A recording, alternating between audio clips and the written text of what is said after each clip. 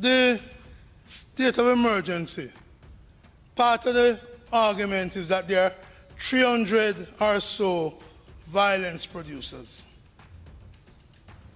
If you know them, you have a file on them, then, and you plan the state of emergency for some time, what would you expect on the morning Senator Ransford, Brown, of the state of emergency being declared?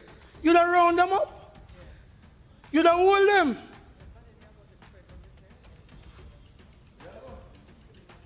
This is the shock and awe of a state of emergency. You know who you want, since you say spearfishing, and you go and hold them.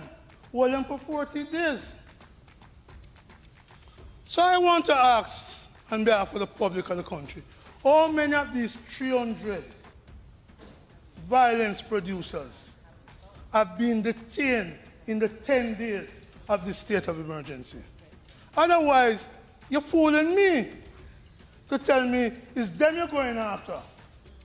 But you're not holding them.